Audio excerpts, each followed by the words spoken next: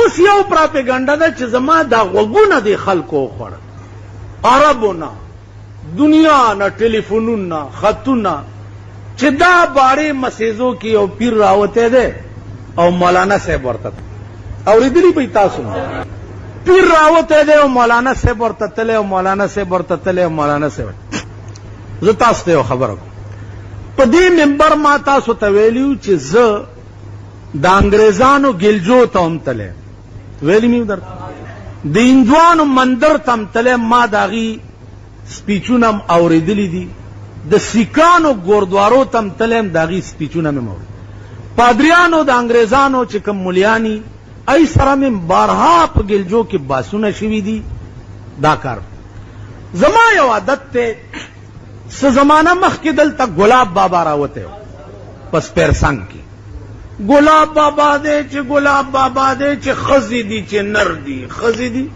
نر هغه دې چې کوچنډي پترخ کې دي او خزا ورپسې زلاړم اس پیرسنګ ته چې دا ګلاب بابا خو ګورم چې دا قصه زما یو عادت ته چې یو شی مې پسترګو نه لیدلې نو په شیشه د چا بد ویل مناسب نه اسلام کې دا جرم زم لاړم اس پیرسنګ آلتم خلقو دا پراپیګنډا شروع کړه چې ګلاب بابا ته مولانا صاحب هم راغلی دی تالاو مې ولیدو دلته یې وینه پرته وه او دلته یې متیازې کړې وې او دلته یې دا قصې نسې مې ټولې ولیدې چې راغله ما نو بیا مې پې شروع وکړه خیر که تاسو خیال وکئ اوس دلته نه ګلاب بابا جوړ دی دا د بلیسار خوا کې دا زیارت حکومت مهرباني وکړه چې پولیس یې مقرر کړ چې دا زنانه څوک نه چیړي دا زنانه روزي چیړلو لا ته چیړل بند دی دا خو روزي دی لا چې څوک شته نه چې ما وچیړي دا مې هغه ورځ د دې یو ذمہوار سړي ته وویل ما هغه غریبانې روزي څله او تاسو پولیس ورته ودرول زیارت کې څه وایي د ښځو زیارت کې څه کار د ښځو هدیرو کې څه کار رسول الله صلی الله علیه وسلم نه زیات امید نه څوک و نه به پیدا شي پیدا بشي د هغه نه لوی امین نه پیدا او نه به پیدا شي په 3 کاله عمر کې څوک دې دا ثابته کړي چې پیغمبر پردی ښځې له لاس ورکړي څوک دې دا ثابته کړي بیعت به چې ښځو ته کېده صدر مبارک به وغوړېده چې په دې لاس کې خپلې بیبي سره سهار په تیاره کې خبرې کولې صحابه تیر چې تیر شو ده ورته آواز وکړو خبره واورئ ایراله صاحب السلام علیکم یا رسول الله ورته دا زما پلانای بیبي ده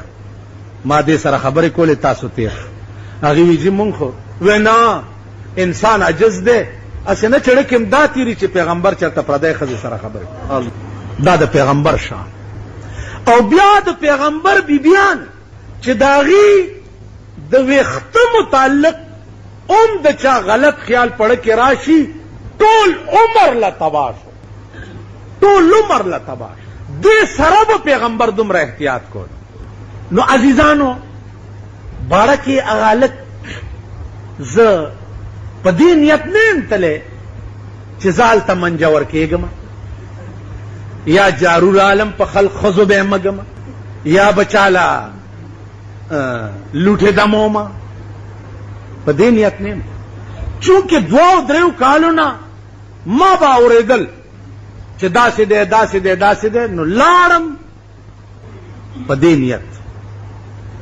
او ښه کافي وخت مې هلته تېر کو ما دا خیال نه و چې دا خلق به دې هلک نه دومره لویه نخره جوړوي عزیزانو یو کرامت دی یو استدراج دی دا اوس علم سره تعلق لري تاسو به زه څنګه پې پوهوم کرامت خلاف عادت د یو ولی او بزرگ په لاس یو کار کېدل دې ته کرامت خو دا کرامت بیا د ولی په اختیار کې نه دا کله کله بې اختیار هغه نه یو استدراج دی وظایف پخول وظیفه پخول یو ورد او وظیفه ده هغه پخول په هغې کې چله ویستل یو په هغې یو کار کېدل دي او یو په کرامت کېدل. یو بزرګو هغه یو وظیفه پخ کړې 18 روپۍ ورځ به سهار هغه ته د بالښت لاندې پرتې. ما ته یې وویل چې ته راځه 12 ورځې د اوبو کې چیله وباسه، دې ولکې به وباسې، تاله به 15 روپۍ ورځ مقرر شي. ما لې خشکه لار ښایه، اوبو کې زه نشم کېناستلی. خشکه لارې راته وښوده.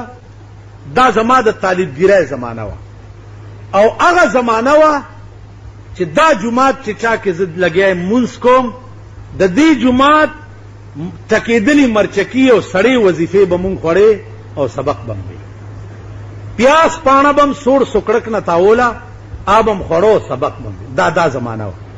وظیفه یې راته وښوده چې دا پلانۍ وظیفه 21 شپې هره شپه 21 سوه کرتې ووایه.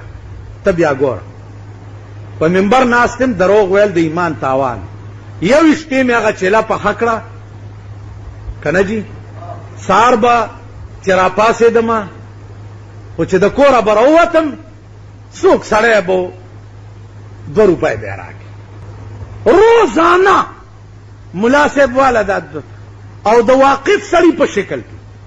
نو ما وی چې دا واقف خلق دی. هغه زمانه کې زه رامداس کې اوسېدم. یو ورځ مې یو نه تپوس وکړو چې هلکه 2-3 ځل تا ماله دا 2 روپۍ راکړې. هغه ما ته قسم وخوړو چې ما نه دي درکړي. تاسو خیال راغی؟ عرض مې دا و چې دا اوراد دي، دا دې پیرانو پسې چې دا خلق بې پناه منډې وایي. اوس درته یو ورد خیم که نه جي، تی شروع کا، ته ګوره چې تا نه جنډې بابا جوړیږي که نه، دنیا به دنه ګیر چاپې. اللهم سخر لی كل مخلوق بحرمة سيد الابرار والله المستعان على ما تصفون. د دې یو خاص مقدار دی، هغه چیله وباسه، ته ګوره چې خلق در پسې رامنډې وایي که نه وایي. خو لا خلاق لهم فی الاخره، دنیا کې هغه وظیفه کول چې پیسې پې راشي یا خلق مې تسخیر او تابع شي، د دې سړي به په آخرت کې هیڅ حصه نه. تاسو خیال راغی؟ دغه هلک لا دا یاد لري چا دا پراپیګنډه جوړه کړې چې مولانا صاحب ورغی چې زه تا نه منم، او هغه ورته وایي چې وایه، او بیا دا چلو شو او دا چلو شو. په دغه خوله کې م دانې وخېجه. و ظالمانو چې یو شی په خپلو سترګو نه لیدلی، په خپله م کتلی نه. و بدبخت قومه، و بدبخت. ښه مولانا صاحب والا چې دی دغه ورکو چې دی نه لډو جوړ کا، او دی نه هګۍ جوړه کا، او دی نه انځر جوړ کا، او دی نه پلانې شی جوړ کا، او دی نه دا دبلې ما پسې شروع کړي. یو نه جي، ما خیال دی د ټول پاکستان ما نه تپوس وکړو چې ته رښتیا تلې. اوس هلته م څوک ناست نغارې والا، او خلقو له دا تاثر ورکوي چې دی راغلی او تاسو م راځئ. نو دا یاد لرئ عزیزان، هلک دی کم عمر هلک، 17-18 سال عمر کې، مجذوب طبیعت دی. څه وظیفه ورته د جومات امام ښودلې ده، یا حی یا قیوم یا ذوالجلال والاکرام. ٹھیک ده، په هغې دومره غوندې لوټه راوالي، او دا چې پې وایي پېچوفي کي خړه غوندې شي. ما په خبره پوهېږي؟ د دغې نه په اخوا که نور څه وی چې دی به ماله ښځه راکي، دی به ماله زوی راکي، دی به ماله لور راکي، دی به ماله رزق راکي، دی به زما ژوند ښه کي، دی به زما کاروبار ښه کي، دی به ما د ضیاءالحق په ځای کښېنوي. والله العظیم چې دا ټول څیزونه د خدای سره دي، او که د ده نه م وغوښته نو مسلمان. تاسو خیال راغی؟ کوم شی چې د خدای نه د غوښتو دی او هغه د بنده نه وغواړي، نو یوازې ګناه نه بد په ټکي مشرک شو. نو زما عزیزانو، اوس ما ته خلق راځي چې ښځې دي او سړي دي. ما زما پلار دا بندولی شي، بهی زه د ښځو علاج کولی شم؟ ما خو د ښځو په سر ځان کوی کې اچولو ته تړلی دی. دا ښځې دی خدای ښې ساتي چې الټه ما چاله وجني مې نه. اوس زه څه وکړم؟ ته دا شی لاس کې راکه، د یو میاشتې حکومت، او ماله د پاکستان ښځې معلومې دي، یو 2 ښځې زوړندوم، 2 ښځې. که تا بار ښځه ولیده زما په دې مخ، دوی د ایران نه زیات ایډوانس نه دي. ته ورشه ستا په یونیورسټۍ کې ایرانی جینکۍ دي سر نه تر خپو پورې د ویښته عمره ځای پکې نه ښکاري او ستا د یونیورسټۍ لونډې اکیمارې مو ګوره اکی ټیمونه جوړ دي اوس به بار ملک زمونږ د ملک جینکۍ فتوې والا مونږ تیار کړي دي چې کویشته وي جلال نو ګیدړ به وي الله فتوې والا تیاری کړي دي. نو عزیزانو دا واقعات دي د دغه هلک متعلق زه یقیني تلیم او تلی دې دپاره وم چې وګورم چې دا واقعات څه دي. نو دا وظایفو سره دا کاتې ماتې کېږي. نور نظام زندگی د چا جوړول که دا د عقیده په انسان راوسته نو کافر بشه. ښځې بند کوي ښځې بند کوي ښځې بند کوي کومه ښځه چې بلا منشې د کوره ووته بلا ضرورته د کوره ووته تر هغې په میړه او په دې لعنت وریږي چې تر څو واپس نه ادیرو ته پیرانو ته زیارتونو ته د ښځو تلل په دې زمانه کې حرام او ناروا دي. د لعنت مستحق میړه او ښځه او بچي ټول بلکې ځوانه څه کوي زړې به هم نه ځي. تاسو د زړو د کیسو نه یې زړه به هم نه زړه چې د کوره وځي 2 لکه فتنې ورپورې ونښلي که نه ده داسې. دې وجې نه دا صورتحال دی. الله دې د خپلو مرضیاتو توفیق راکړي. خو دا په آخر کې بیا درته پر ورولۍ اپیل کوم چې خدای وپېژنئ خدای سره رابطه او تعلق پیدا کړئ. د کائنات مالک د خدای ذات دی مهربان د خدای ذات دی زما د زندګۍ راکوونکی او اغستونکی د خدای ذات دی. دا اختیار په ټول کائنات کې د بل هیچا سره نشته سوا د خدای. شیخ عبدالقادر جیلانی رحمت الله علیه ډېر لوی سړی داغه د ایمان عالم داو ماشوم دی او په قافله کې سبق پسې روان دی سبق پسې په قافله ډاکه پرېوته اغلو دته وې تا سره خو څه نشته ویجی دې ګریوان کې راته مور څه ګنډلي چې وې کته هغې کې اشرفه یې ګنډلې وې وی بچیا منکر ولې نه شوې وې زه چې د کوره راوتمه نو مور راته وی چې دروغ ونه ویل نو که مې ویلی وی چې ما سره څه نشته نو د مور وصیت به مې بجا نه وراوړې. دا د شیخ عبدالقادر جیلانی رحمت الله علیه د بچپن ایمان دا. اوس دې خلقو چې څه کړي دي ځان لی کړي. اوس ما دا ټکې 2-3 ځله ووې چې دوی څه کړي ځان لی کړي نو دا چا ویلی دي چې ځان لی کړي او مونږ له څه نشي کولی. دا قرآن ویلی تلک امة قد خلت لها ما کسبت ولکم ما کسبتم ولا تسألون عما كانوا يعملون. تلک امة قد خلت لها ما کسبت.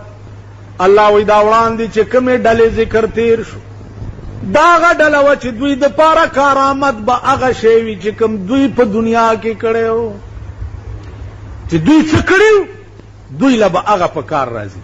ولکم ما کسبتم او تاسو د پاره به هغه شی په کار راځي چې کوم تاسو کوئ. ولکم وای ما کسبتم کوم شی چې تاسو کسب کوئ هغه تاسو د پاره کارآمد. ولا تسألون عما كانوا يعملون. الله وی تاسو نه به پوښتنه د هغوی د عمل نه کی تاسو نه به ستاسو د عمل تپوس کیږي هغې نه به د هغې د عمل تپوس کیږي. ای چې څه کړي ځان له کارآمد تا چې څه کړي طالب دام شته چې قیامت کې به د هر چا خپل پیټې په سري او دام قرآن کې ولا تزر وازرة وزر اخرى. قیامت کې به د هر سړي خپل خپل پنډوکې په سري.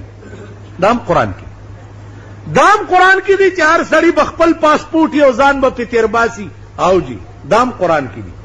وکل انسان الزمناه طائره فی عنقه وکل انسان الزمناه طائره فی عنقه.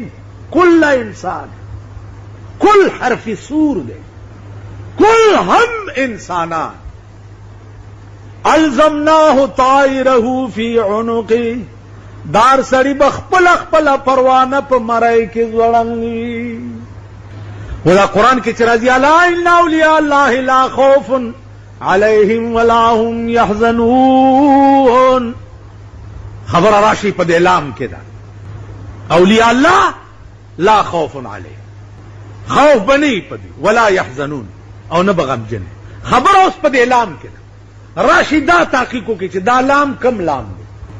عزیزانو دا لا نفی جنس نه ده، لا نفی جنس نه ده، دا لام مشابه بلیسا لا نفی. تاسو خیال راغی لا خوف علیهم، خوف بیا په دوه قسمه ده، یو خوف طبعی ده او یو خوف من الله ده.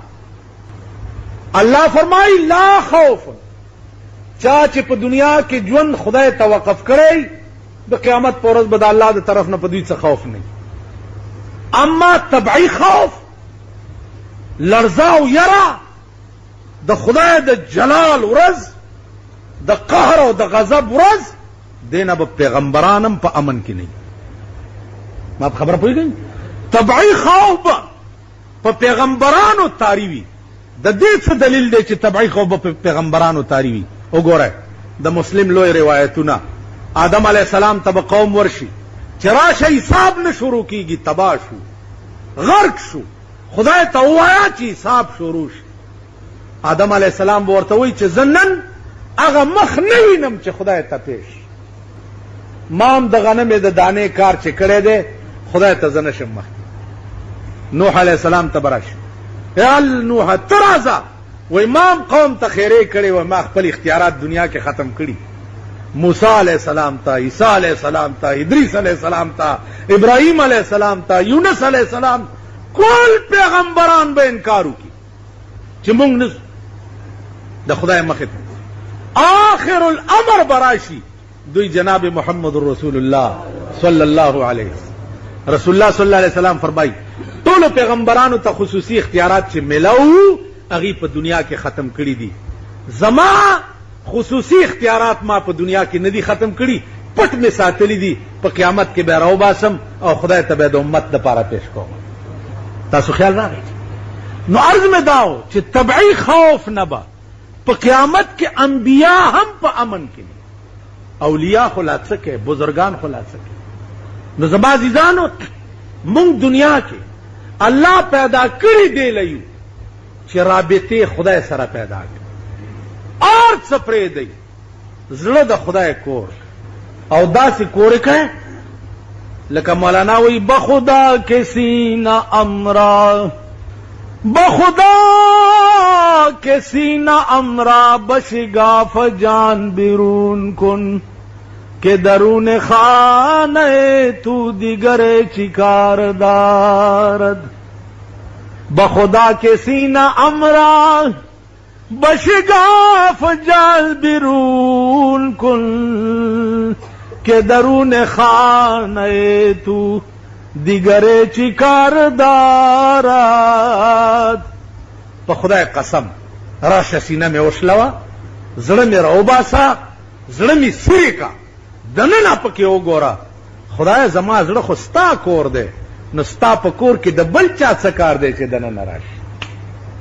زړه به ستا د خدای کور، ستا ژبه به دی زبان حق نے ثنائے مصطفیٰ کے واسطے اور دل دیا سجدہ کرنا ہو تو یوں کر سر خدا کے واسطے اور دل مصطفیٰ کے واسطے. بل څوک خوشته نه، بل لا څوک دی. نو زما عزیزانو زما متعلق خبرې ډېرې دي، بار بار به اورئ، ما برخلاف بم ډېرې، ځکه چې زمونږ دا خبرې چې خلک اوري دا خزه مزه دا د خزه اوس دا ټټوان خو ډېر زیات دي چې د چا خزه رړۍ ګډي بار ګرځي، ای چې دا زما خبرې ووري نو ما په سیم څه لکۍ وتړي، څه خو وایي بدره دم وایي، کنځلې بم کوي، کله به وایي چې دا بجلیګر مولا وی سی آرونه ګوري، کله به څه وایي بلا توره ورپسې لګیا دي. هغه وایي کیا ڈر ہے اگر ساری خدائی ہو مخالف، کافی ہے اگر ایک خدا میرے لیے. زما خدای په دې پوه دی چې زه وی سی آر ګورم که زه ټلویزیون ګورم یا زما کور کې شته که نشته یا زما ښځې یا لوڼو سرونه کټ کړي دي یا بربنډې ګرځي یا پلانې خدا د ټاک بړواګان والله کرانه خلاص زما ښځو ټویانې خلکو شروع کړي دي زمونږ کور ته ښځې راشي خو چې زمونږ ښځې لوڼه وګوري آی وای خدای دې تباه کړي او دا مونږ ته خو خلکو داسې وي او داسې وي ګورئ څوک راشي کوټه کې ګرځي ټلویزیون لټوي ٹھیک ده لګیا به خو زم والله که تاسو پرېږدئ